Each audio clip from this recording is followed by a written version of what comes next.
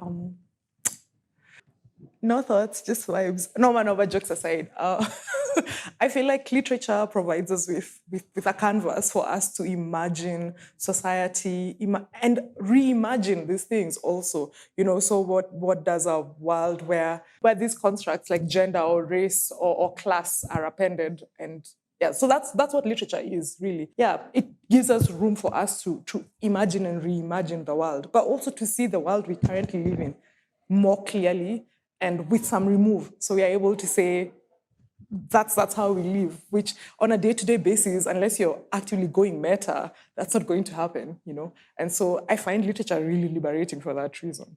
Especially African literature, I feel like there is something about writing from the margin, and Toni Morrison spoke about this, but when you look at the global literary scene, it's almost like the global South does not think, does not imagine, and that's not true. And for me, a huge part of the point of 100 on books is to put books from the global South at the forefront, chiefly African books, but also books from the African diaspora, and not just books, but literary ideas, literary movements from these spaces, and the global South more broadly. So, Asia or Latin America and so on.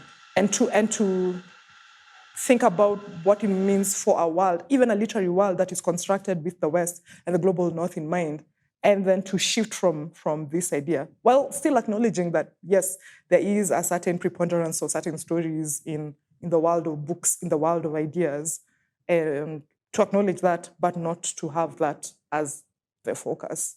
Language animates me, especially this question of English as the primary language in which again literature is imagined, because especially if you're from the Anglophone world, you think of books from non-English speaking countries as books in translation, but where they're from, they're not books in translation. And so that's one of the things I want to contend with, this notion of the Anglosphere as the heart of literary production, and to ask ourselves what it means that sometimes you can have two countries next to each other, like in Africa, that don't read each other because of colonial afterlives, really.